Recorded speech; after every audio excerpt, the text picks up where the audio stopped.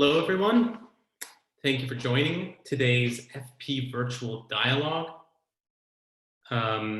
It's an especially exciting one that we are doing together in partnership with the Lionel Gelber Prize and the University of Toronto's Munk School of Global Affairs and Public Policy.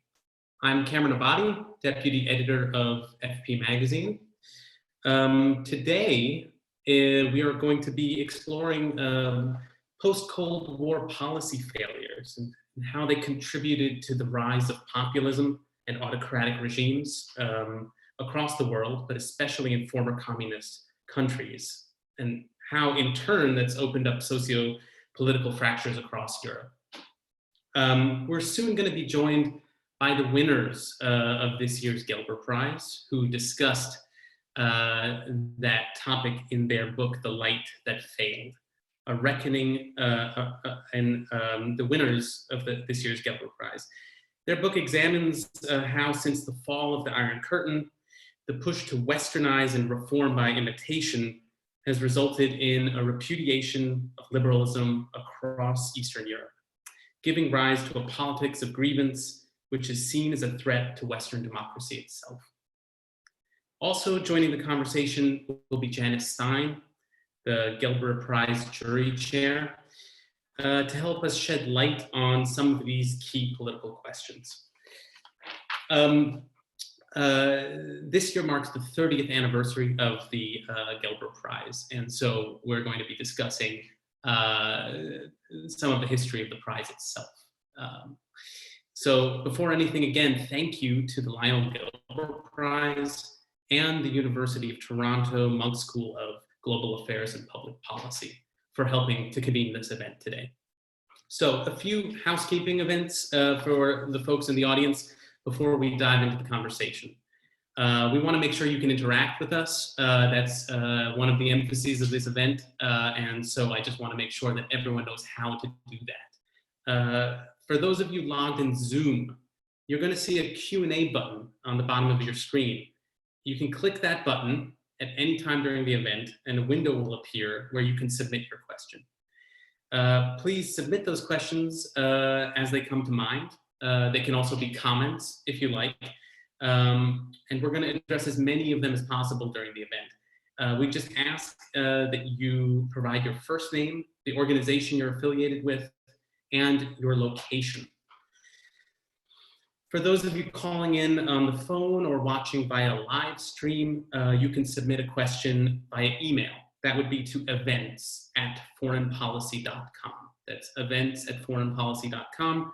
And here too, the same rule applies. Please give your first name, your organization you're affiliated with, and the country that you're joining us from. And finally, if you're on social media, we encourage you to join the conversation via hashtags. The two that we are using are hashtag Gelber Prize 30, 30th anniversary, and hashtag FP Democracy Dialogue. So again, those hashtags are hashtag Gelber Prize 30 and hashtag FP Democracy Dialogue. Okay, I think we are otherwise all set to get started with the program. I'm excited to announce our first distinguished panelist. That is Janice Stein. She is the jury chair of the Lionel Gelber Prize, but not only that, she is the Belzberg Professor of Conflict Management in the Department of Political Science and the founding director of the Munk School of Global Affairs and Public Policy at the University of Toronto. She is a fellow of the Royal Society of Canada. She is a prolific TV commentator and chair of the Research Advisory Board to the Canadian Foreign Affairs Minister. Welcome, Janice. Thank you for joining us.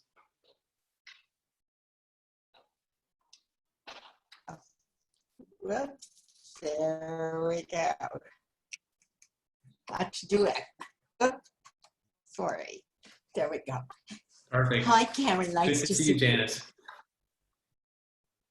Nice to see you. I'm very pleased that we have you here today because I did want to discuss a bit about the Gelber Prize on this 30th anniversary. From what I understand, the prize is named after Lionel Gelber, who a distinguished Canadian diplomat who came up with the term middle power, I suppose, in describing Canada.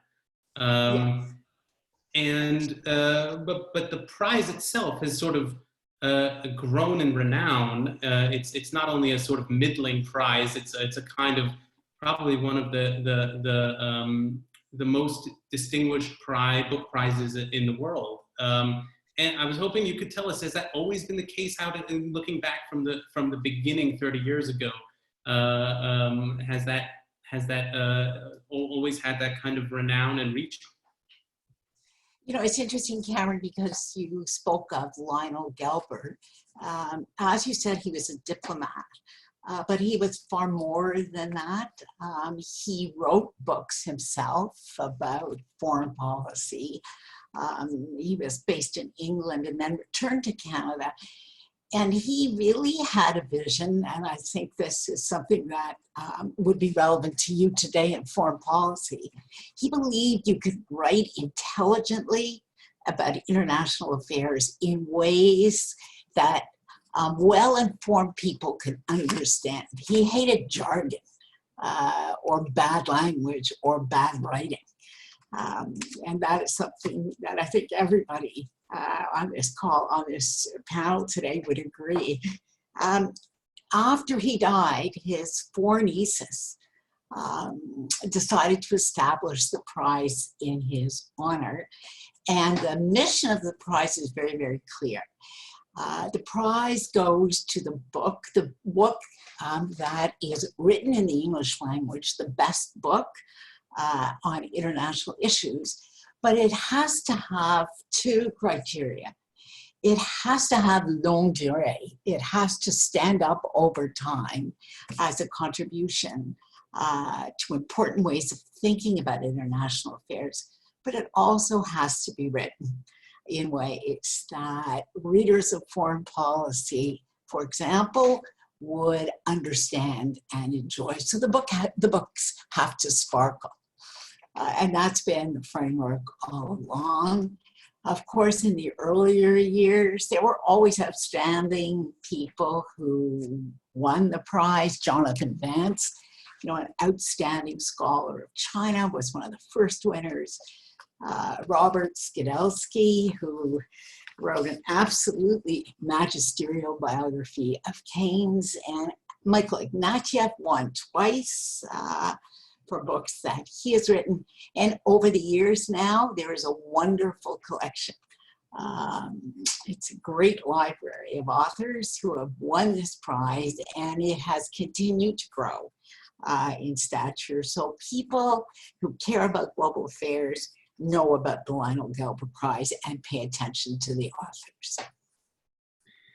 Absolutely. I was going to just say the same thing, that the list of winners speaks for itself. You mentioned a few of them, but I would encourage people to go back and look at the list. All of them sort of stand the test of time, from Lawrence Wright's Looming Tower to Gary Bass's Blood Telegram. I mean, there's not a single one that is just of historical interest. They're all sort of deeply relevant, and as you said, they're all elegantly written. And I think that's also where I've always seen the commonality with FP, as you've said.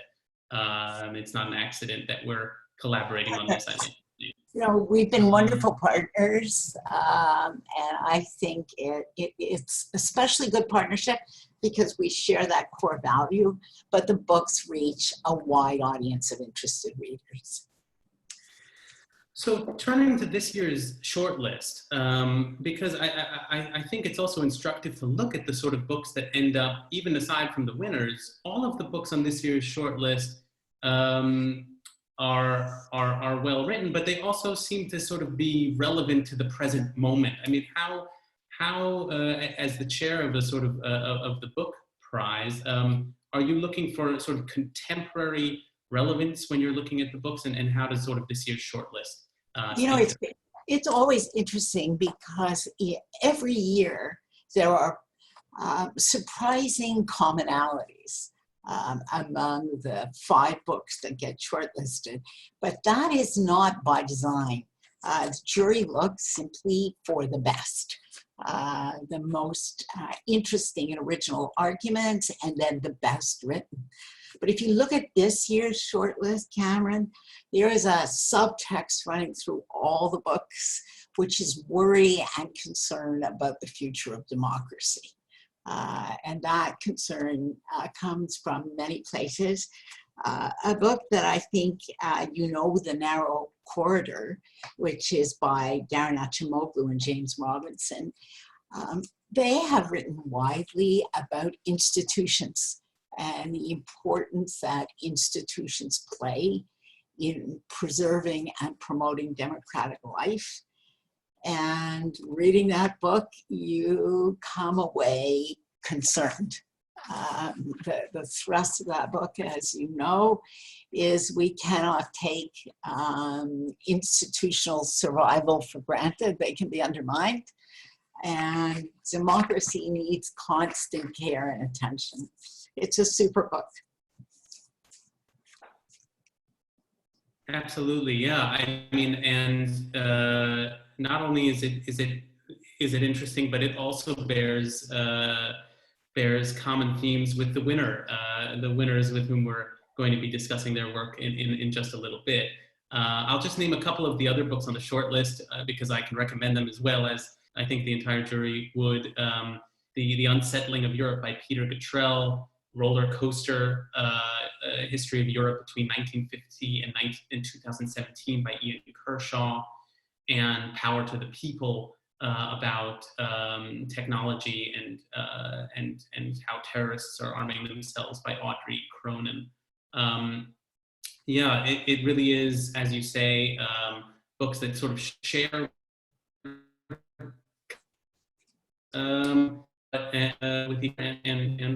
with this year's winners. I was going to say that I believe this year there was also unanimity on the jury about the winners, which was yes. I think a remarkable achievement. I think, Karen, certainly as a jury chair, I would describe this to our listeners and our readers as a book that just sparkles. I was saying to the authors that the book is an inside-out book. It talks about the reasons why the West was attractive to people in Eastern Europe from the perspective of those living in Eastern Europe. So it starts from the inside and works out and has an absolutely original argument about imitation, which I know you will talk about with them. But I just asked them, how did this literary collaboration go? Because the book is just so wonderfully written. It's a treat. And I was sorry when I finished it. It just went by too quickly. It was both a joy to read and so interesting and thought-provoking and so counterintuitive in many ways. It's a wonderful book.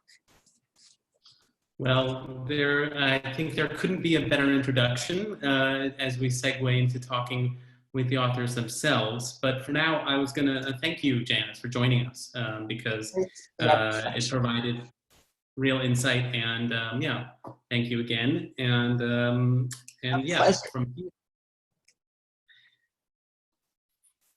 from here, we wanted to do a quick audience poll before we bring in the authors. The poll will be about the future of liberal democracy in Europe, and we just wanted to take sort of the pulse of the folks in the audience. This is only going to be available for the people on Zoom, but those of you should now see a window on your screens, and that'll have the polling question. So please select and submit your response, which would simply be which one of these do you most agree with. I'll read it aloud for people not on Zoom.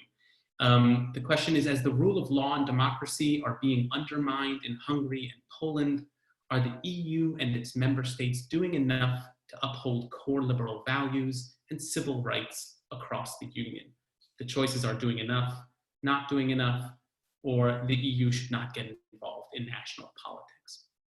I cannot vote in this, so I will simply be observing, but I will let you all have a minute to record your answers.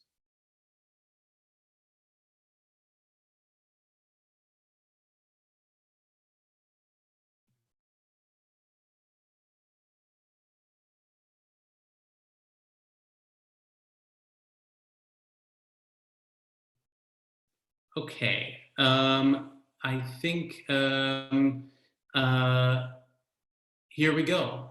The results I have are 88% of respondents said EU is not doing enough to uphold the rule of law and democracy. 4% said it is doing enough. 8% said the EU shouldn't be involved in these kinds of questions in the first place.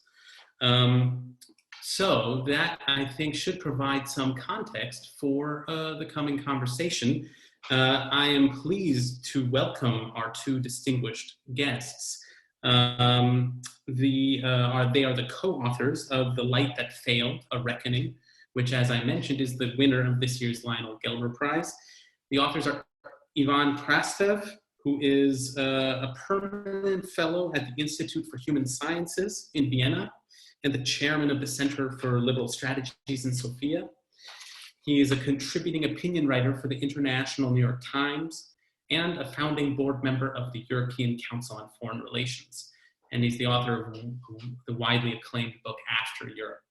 His co-author is Stephen Holmes. He is the professor of law at NYU School of Law and the author of many books on liberalism, including The Anatomy of Anti-Liberalism.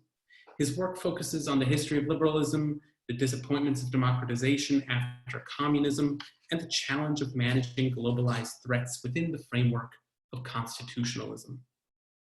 So I'd like to welcome both of the panelists to join me here. This could also be a moment where I would tell the audience to welcome them with some applause, although that's not possible in this particular form. But if you want to applaud in your own home or wherever you are, please do so now. I see Stephen is with us, and I believe Ivan is as well. Yeah. So have probably heard us describing your book a couple of times. I won't sort of mention the broad theme right now, but I will say that I think the most impressive aspect of the book was what Janice was mentioning, that it really offers a sort of new psychological lens to look at some of these political developments, the populist and authoritarian political developments that I think a lot of people have observed around the world recently. There has been no shortage of books on these topics, but I think yours really offered, if not a sort of grand unifying theory, a very unique way of beginning to analyze these developments. And that's based on the idea of imitation and backlash. Essentially, that liberalism in the post-Cold War period was so overweening, and you'll correct me if I'm wrong, that it created sort of psychology of backlash in various places across the world. Could you describe this idea of imitation and the sort of backlash theory a bit for the audience, for those who haven't had pleasure to read the book? So Stephen, you can go. You want me to begin? Okay. So thank you so much, and we're both really honored and pleased to be with you and to have received this wonderful prize. So basically, we set out to give an angle on the problem that has preoccupied many writers, which is the origin of these contemporary forms of politics of grievance, of resentment, anti-liberal, xenophobic, nativist, populist politics. And we started with the area, in the areas that we know best. And we began with the question of why the part of the world, Central and Eastern Europe, in which the future of liberal democracy seemed so promising in 1989, turned out to be the place where these actual populist, nativist, xenophobic movements took power. And we found a clue in the rhetoric of the supporters of both Kaczynski in Poland and Orban in Hungary, which was the slogan, very common slogan among these populists, which is, we are tired of being copies. We don't want to copy anymore. We don't want to imitate the West anymore. And when this sunk in to us, it occurred to us that that's a kind of Ariadne's thread that was worth following, because of course democratization and liberalization experience in the region was experienced as a form of imitation. And imitation, already when you see it that way, you can understand why it might lead to resentment, because imitation assumes that the person, those that you're imitating, are superior to you and you're inferior. So that was a clue to what's happening. And if I could just give one example of this, which is, I think, helps explain how imitation leads to resentment. If you take over, for example, a standard model of privatization, Thatcherite privatization, developed in the West, and apply it in a country like Hungary that has no private capital, what's bound to happen is that communist managers are going to take the assets of the enterprises, use them to take over the enterprise and enrich themselves, creating a kind of inequality, unjustifiable inequality that is highly resented. Plus, and this is the key turn here, is that that process of wild privatization and enrichment of a few, which is resented, viewed as unjustifiable, cannot be captured. The anger at it and the sense of injustice cannot be captured by the liberal idea of individual rights, because when you privatize the public patrimony, you're not violating any individual rights. So that's a source of resentment and a source of the belief that liberalism doesn't help us understand the grievances as they're experienced. So Cameron, can I also continue on this just for a while? Because for us, it was extremely important that in 1989, something really dramatic happened. Cold War was a clash between two universalist ideologies that had a very strong claim on the future. Basically, the Soviet communism believed that one day the whole world is going to be communist. And liberal democracy basically believed the same. So suddenly, the communism was not simply defeated, but it committed a suicide. Its own leaders did not believe in it anymore. So for us, it was extremely important to understand that this, for example, the meaning of the end of history, which Frank Fukuyama, I do believe, rightly picked up as something important in 1989, 1990, divided the world between the model, which was the Western democracies, and the imitators. So we don't know when Bulgaria is going to be like a Western democracy, but we know that this is the direction. And this was quite interesting because unlike many of the authors that have been analyzing the backlash against liberal democracy in Central and Eastern Europe, they're trying to see it as a kind of a regional phenomena. Everything was about backsliding, about post-communism and so on. Our major argument is that we are seeing something much more important. The age of imitation not simply created resentment on the side of the imitators. Paradoxically, of what we saw in the United States with President Trump, those that have been imitated also suddenly get resentful. Because one of the effects of the imitation is not simply that the imitator, like Stephen underlined, feels inferior and basically not working, losing the idea of its self-respect, but also the model became uncritical to itself. As a result of the victory in the Cold War, suddenly the West fell in love with itself, lose a critical perspective in a way on its own reality, and this is part of the crisis that we're seeing today. I want to jump in here, Ivan, because I think this is an interesting point, and it's a question I had myself reading the book. On one hand, it seems like you and Stephen are saying that the West is to blame to some extent for suggesting that the rest of the world needs to copy the West, that the rest of the world needs to exactly follow the Western pattern and style of liberalism. On the other hand, somewhere in the book you say that after the Cold War, the West had a monopoly on sort of ideology. And a monopoly, obviously, is almost a kind of more neutral way of describing this. There was no competition. So I guess the question that comes to mind is, could this have gone otherwise? Could the West have done something differently after the Cold War to prevent some of these developments, the backlashes, the resentment? Is there something that they could have done, or was this all kind of inevitable? This is a great question, because this is not one of the books about what we did wrong. Because we do believe that there was something structurally very important. It was not that the West imposed on Eastern Europe certain political moment and the East Europeans basically had been resisting and have been unwilling to do this.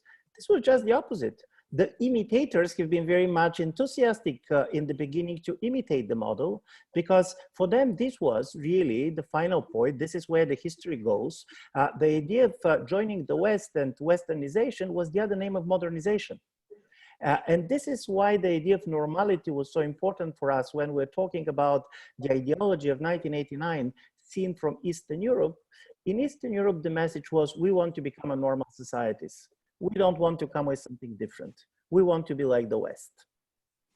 So from this point of view, it's not about the imperial West going to the East. Of course, you can have this type of practices. It's not that everything that has been done was right, but it is something much more tragic. At least my view was that we're much more trying to see this as a kind of an Asian tragedy than a kind of a book of errors, where it was just enough to have different policies here and there, and everything was going to be different.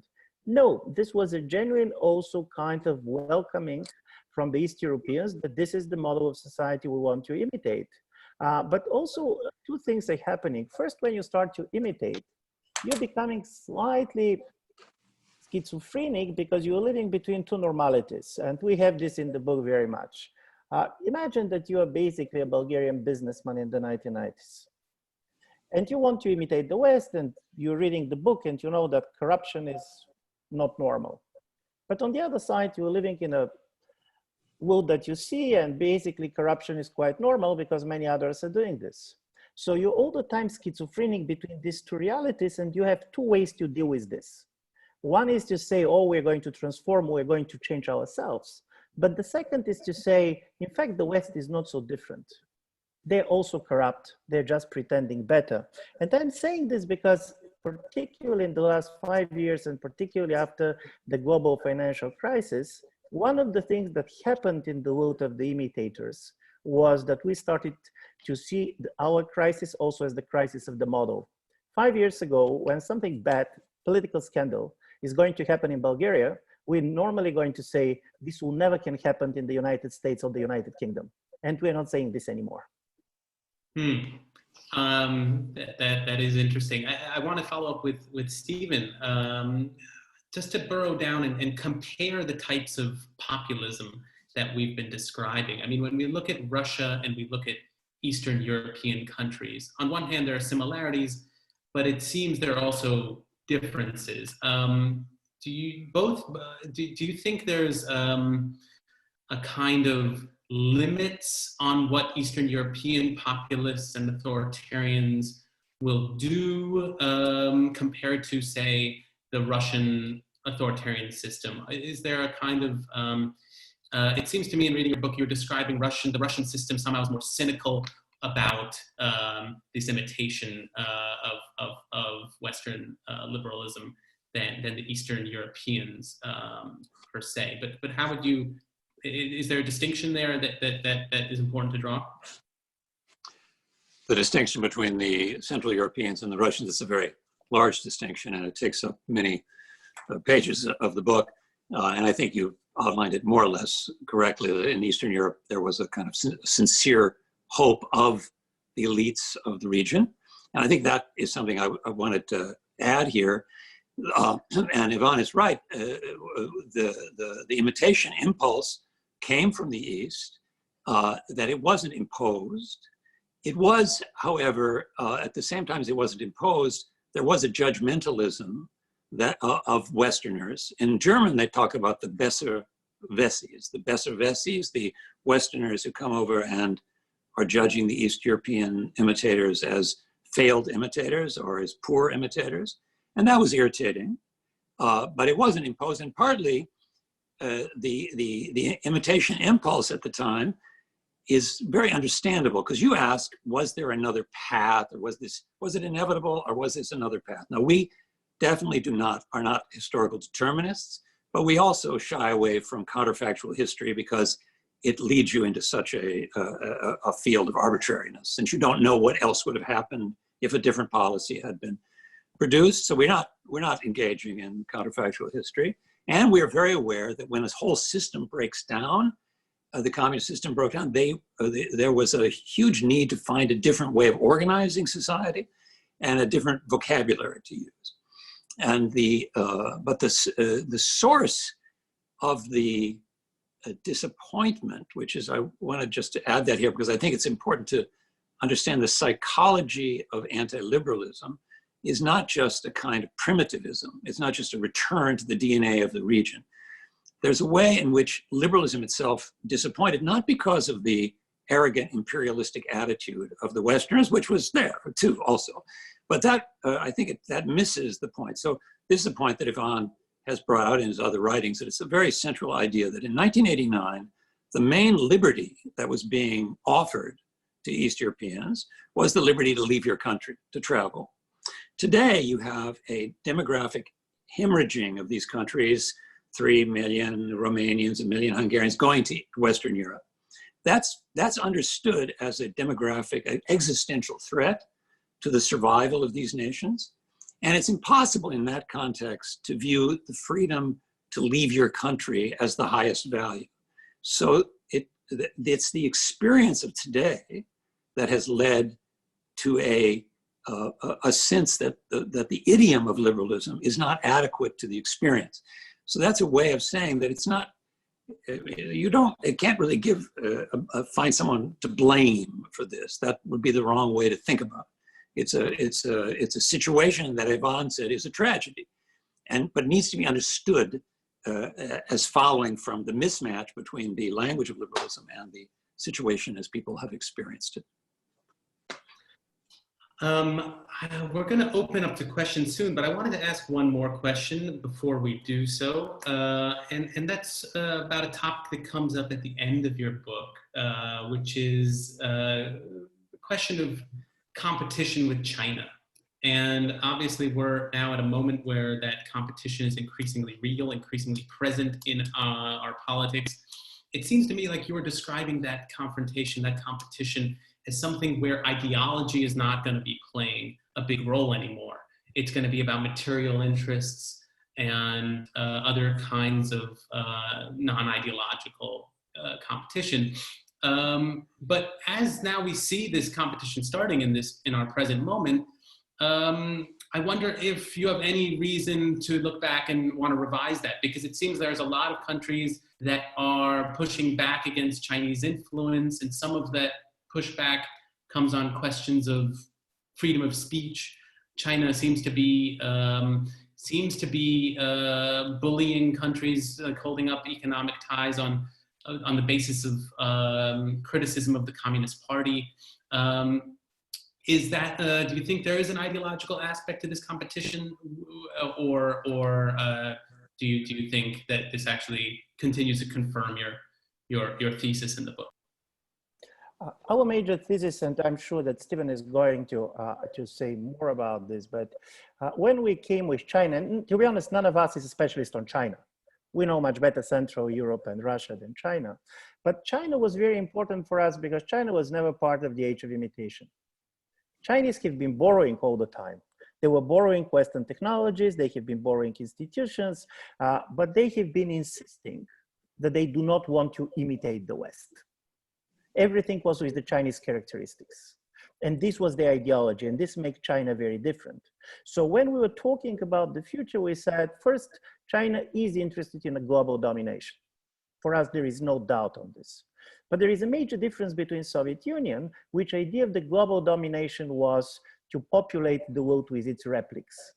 In the Soviet ideology, which was very much rooted in the Enlightenment, domination means that all countries of the world at a certain point are going to be communist countries. They're going to copy the Soviet model of governing. I do believe the Chinese idea of domination is slightly different. They're pushing for asymmetrical relations with everybody. It's much more creating vassals than creating imitators. So from this point of view, as you see in the China policies, technology starts to play a much more important role than ideology when they try to create dependency. And the reasons they're doing this is that two, at least in my reading. First, China has a kind of a bitter experience of exporting ideology during the Mao period, because we're forgetting that during the Maoist period, they have been exporting their regime and their ideology in the third world as aggressively as the Soviets did, also competing with the Soviets. But secondly, unlike Russians that have a certain type of a complex of inferiority, Chinese has a complex of superiority. They don't believe that others can imitate them. They do believe that the Chinese system cannot be imitated everywhere.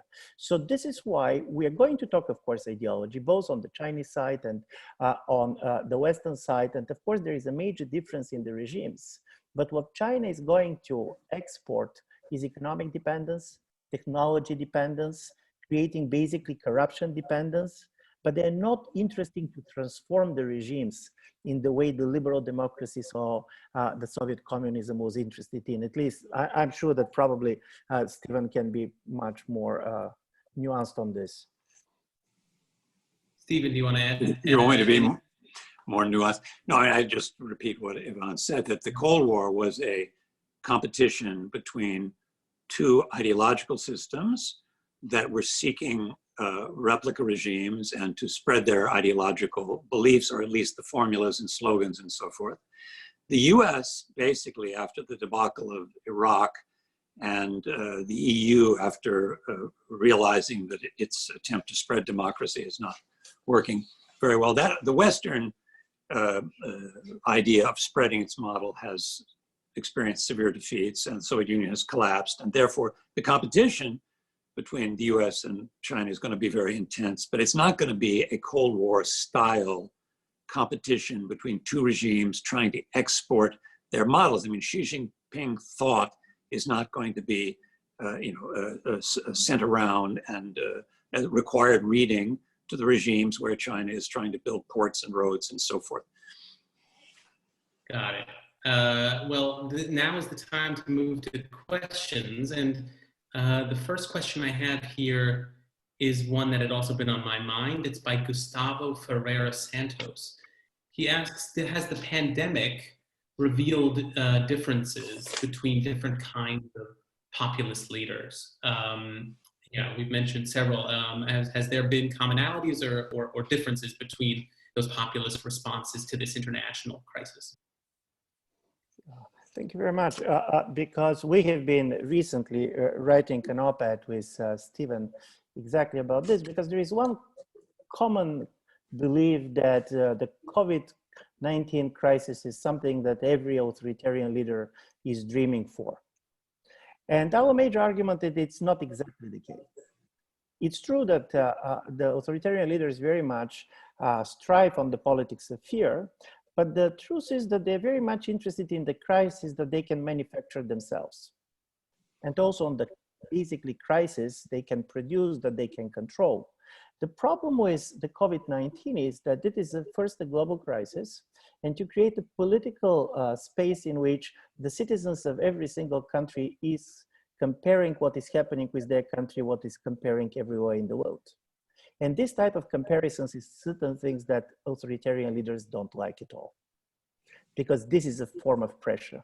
And secondly, this is a crisis that asks for rules. Listen, you can be a very repressive regime, and different regime, by the way, have a different capacities. In China, because of a high level of digitalization, you can have all this level of surveillance, which, for example, you cannot have in Russia because the level of digitalization is much lower. But in order for COVID-19, anti-COVID-19 policies to work, you should convince people to wash their hands. And it's much easier to put people in prison than convince people regularly to wash their hands. For this, you have a level of trust that cannot be basically produced simply on the level of the capacity to repress. So this is not by accident that some of the authoritarian leaders, like, for example, Mr. Bolsonaro or Mr. Lukashenko, they even denied the existence of COVID-19. This is not the crisis they like. They like crisis, but not this one. Yeah, I mean, just to add one little detail to what Ivan just said. I mean, there's some evidence that federalism makes it easier to indulge in COVID denialism or denial of responsibility. That's true with Bolsonaro and Lopez Obrador, besides the U.S. But what interests me in the American case is that simultaneously there's an attempt to minimize it, to say it doesn't really exist, it's not really there, and at the same time to blame China for it. Oh, it's, you know, what China did was terrible because we're suffering so much. So you can see that populists are struggling with this, and of course blame others, not taking responsibility. But I believe that the greatest mystery, that really the interesting one, is posed by the fact that Orban is such an exception. That is, Viktor Orban decided to use the pandemic as a way to consolidate power. Now, of course, I don't think he has done anything that he couldn't have done already. And it may be that it was a grave mistake to try to take responsibility for managing this because he's not being able to do it. And I think it's a problem. But the interesting thing about the populists is why they indulge in denying that it exists, that something like this exists. And part of the reason, this is just elaborating on Ivan, is that the truth about the virus is something that's not reassuring at all. The truth of the scientific community, one message it's been conveying to the world is we don't understand this virus. We don't know how long it's going to last. Our understanding of it keeps changing almost every day. So the scientific, rational approach to the pandemic is one that doesn't provide any reassurance or any reassurance to people who are afraid of change and who can't believe that the world has changed so radically. And who one quick follow-up, just to clarify, Stephen, are you suggesting that this strategy of denial, could it be effective in the face of such a kind of material threat? In other words, are you suggesting people should have an open mind about whether this will work or not?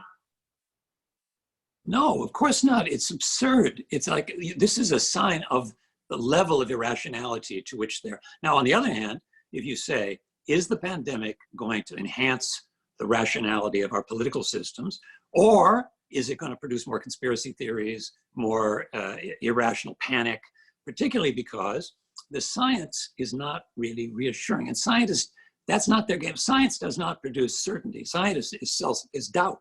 Science is, we didn't understand it at the beginning. We thought it was a pulmonary disease. It turns out it's circulatory. We thought ventilators work. It turns out they kill you, and so on. So this, the question of whether the pandemic will increase the rationality of our political systems is an open one.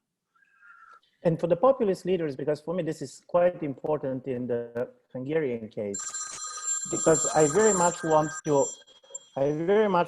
agree with Stephen, saying that for Mr. Orban, it doesn't make sense to get more power because getting constitutional majority in the parliament, he had all the power that he needed. What he was really afraid of was kind of the end of polarized society, because particularly for authoritarian leaders in electoral democracies, critically important is polarization. You need polarization. So you should come with such a version of the emergency law that the opposition cannot accept it. Because if the opposition is going to accept it, this means legitimacy for the opposition. And you're telling all the time that these people are the enemies of the people. And I do believe this is critically important, because otherwise you cannot understand what he did. You cannot understand why he basically just now declared that he's going to put the end of the state of emergency, because this was the logic that political polarization is the most important thing. Got it. I want to move to the next question, which is from Priya Pujari. And she asks, how to explain the emergence of populism in liberal democracies like Italy and Spain and Britain? We've discussed Eastern Europe, Central Europe, and the United States, but these movements are also in Western European countries. And is there a different dynamic there, or how do you approach thinking about that question?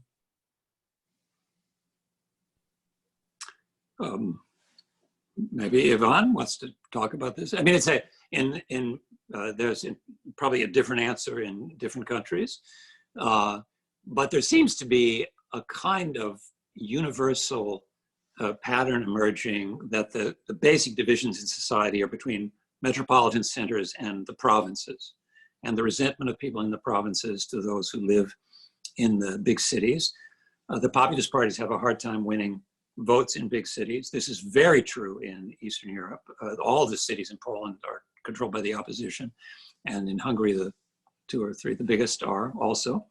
I think this is a common thread. And we didn't talk about Western Europe, but there are parallels. And the language of, say, Salvini, which is an anti-immigrant language, it's a language about the authenticity of Italy being overrun by, being invaded by migrants and so forth who are spoiling our national traditions and so on. That is very similar. But I think at least one aspect of this, because the East European populists tend to be counter elites of prevalently provincial origins who resent the globalist classes. I very much love the phrase of Alexander Goland, who is a prominent member of the Alternative für Deutschland party in Germany, the right-wing party, populist party, who said, a globalist is a person who, when it rains in his country, doesn't get wet. So there's a sense that this is a counter-elite, anti-elite, anti-establishment, parties of resentment. So there are parallels. But again, this wasn't our topic, and it could have been. I'm sure others will write about this in a way that's illuminating and either confirm our thinking or add to it or contradict it. And this is quite interesting because we have been hinting to this also in the book. As you know, in the book, we're not doing Western Europe, and I don't believe that all populism have the same sources. Even from time to time, they can look very similar, but they have very different sources. But one of the things that is happening, particularly in the West European societies, is that while the problem of Eastern Europe psychologically is very much the problem of the second generation of migrants, the first generation comes, and the very integration in the host society is perceived as success. The second generation has much more stronger feeling that they never really can integrate, they start to resent. The problem in Western Europe is that if everybody can become an Italian, what it means to be an Italian. And because we are talking about very much a kind of a nation states based on a certain type of culture and ethnicity, the very openness, the very success of the immigration is asking the question of Huntington, one of the previous editors of Foreign Policy, who are we? And I do believe this question, who are we, is something that is common to all these cases. Another question from the audience, this one by Samantha Taylor, who's a professor at US Army War College. She asks about what does the rise of anti-liberalism mean for institutions like the EU and NATO that are built on liberal ideas? Can the EU adapt, or is there another alternative form of liberalism that the EU can pursue, and the same for NATO, or are they sort of, is this kind of liberalism in their DNA? Can they are they sort of doomed in that sense? This is for Ivan, for sure. Yeah, no, listen, I do believe this is a great question, and there is also certain difference in the case of answering about European Union and about NATO.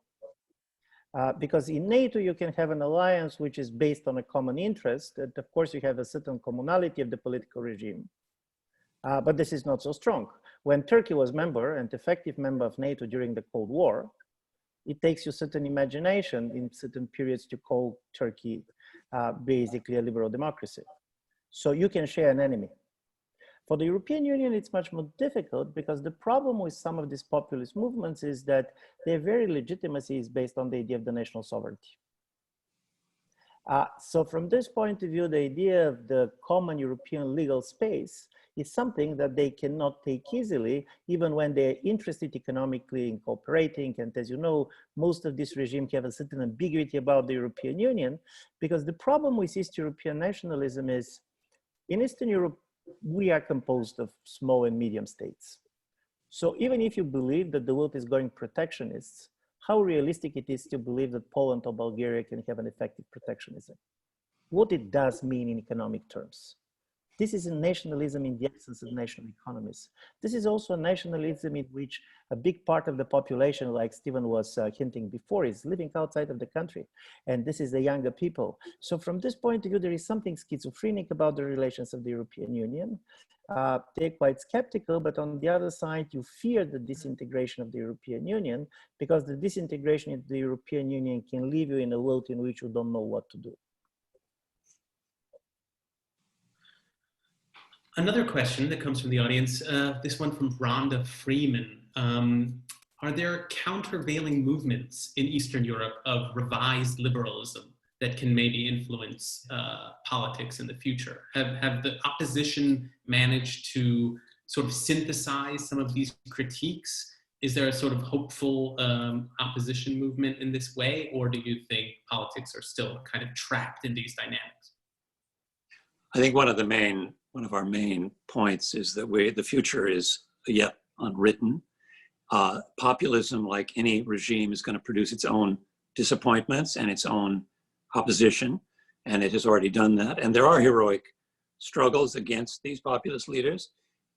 They are not very well organized at the moment, and it may be that the scrambling of the world caused by the pandemic will shift the forces. I'd say up to now, opposition forces have been fragmented, have been unable to compete effectively. But we have in no way implied by our analysis that these systems are triumphant into the future, because of course they don't have answers to many of the main problems these societies are facing, and that's certainly true with the current crisis. Another question, this one from Kenzie, a master's student at the London School of Economics. How do you account for different developments in Slovakia and the Czech Republic compared to Poland and Hungary? Is that simply accidental, or were there sort of lessons to be drawn in the sort of more hopeful Central European cases? Thank you, Mark, very much for this question, because one of the major arguments of the book is that just talking in terms of Central and Eastern Europe also could be misleading. Central and Eastern Europe is a much more diverse place than normally people believe, and the fact that these countries have been for a certain period of time under the Soviet system does not make them as politically and culturally close as normally people expect. Just to give you one example, one of the most religious countries in European Union is Poland. The most secular is the Czech Republic. So this country has a major differences also in economic and other aspects. For us, imitation was important because imitation touches all of them. But the resentment of the imitation, the agents of the resentment are very different. Also, Slovakia shows something very important, which Stephen was pointing to. The populists come to power. They basically claim we are going to stay with our traditional identities and so on. But the moment when they empower, this type of a negative ideology basically starts to exhaust itself. And particularly the presidential elections in Slovakia were a very interesting case of this. You have a lady who was elected for president of Slovakia, who is much more liberal on every single issue than the majority of the Slovaks, on everything. Why people voted for her? Because they trusted her. Because in a certain way, the alternative is not simply ideological. This is also the trust in the personality, in the story of a person. And this is something that also we are seeing in Central and Eastern Europe. This is a new type of a liberalism, which I'm going to call non-English speaking liberalism. For example, what is quite interesting about the new Slovak president is that she does not speak English. And this is true also for the mayor of Budapest, who basically defeated the Orban's party on the last elections. So their type of a liberalism, they rediscovered some of the major liberal principles, living in a populist environment and not liking what they're seeing. These people are not copying. These people are not simply imitating. In a certain way, they are trying to solve the problems of their countries. And of course, they're doing many things that other people are doing in other countries. But this is quite important because Central and Eastern Europe in this case is not much different than other places. For example, Poland, for me, very much looks like the United States. It's a very polarized society. It's very strong generational difference. It's the difference between the cities and the rural areas Stephen was talking about. This is very much about different understanding of modernization, of modernity. So one of our major arguments with Stephen in the book was that people used to talk about the crisis of democracy and the crisis of democratization. So crisis of democracy was when they were talking about the United States or Western Europe, and crisis of democratization was when they were talking about Eastern Europe and other parts of the world. And our major argument is we're talking about a common crisis now. This is a kind of a crisis of the post-Cold War democracy in which we participated in it in a different ways. Well, I think we have time for one more question, and then we're going to have to wrap up. The one question that seems very apt to wrap up with comes from Lucy Zotov. She asks simply, what should be the most important lesson to be taken from your book? And so I suppose if we anchor that in the present moment, looking ahead, what sort of, if you were to sum up a practical takeaway now, what sort of lesson would you offer? I think this would go to each of you to just offer some. You know, there was an old joke about the difference between a Brookings seminar and a Harvard seminar, which is the Brookings seminar ends with a policy recommendation and the Harvard seminar ends with irony. And I think there is a way in which we were really trying to explain what had happened. This is not a policy book particularly. Definitely, there's we end on a hopeful note, and which is that the liberalism is a resilient way of organizing society, and it's not in any way in no way been defeated, even though it's in retreat in many parts of the world, and that there's a liberation involved in giving up the idea of liberal hegemony, the idea that liberalism must be the system that is spread everywhere in the world, and that all countries are either going to become like us, or they're going to be failures. That's, once you've abandoned that idea, there is a way in which this 250-year-old idea about how to organize markets and politics has a lot to offer. So I think that's the hopeful lesson, if it's a lesson, although it's not, I wouldn't say it's a recommendation. Yeah. Also, I don't believe that we have lessons, but there is one thing that I learned from Stephen, who has been working a lot on Machiavelli, and there is never good reasons to surrender, because you don't know what the fortune has prepared for us. So from this point of view, COVID-19 is a great example that the world has changed so quickly and so unpredictably that all this kind of a division between optimists and pessimists does not make any sense, because both of them has the false kind of certainty that they know what is going to happen, and we don't know what is going to happen. And in a certain way, this is the most important thing. Those are very wise words, and sometimes the most difficult recommendation to keep in mind is to simply keep an open mind, as you're suggesting here. But appreciate those contributions from both of you. But before we wrap up, we want to do one more poll with the audience. We're going to check in again on Zoom, and a window should now be appearing for the audience with another polling question. The question is, what does the coronavirus mean for Europe's future? Either national self-interest will weaken EU solidarity and undermine the bloc's global relevance, or Europe will lead on reforms for global cooperation and governance. I will let the audience select which one they most agree with, and then we will wrap up. I'll just let that go for a few more seconds.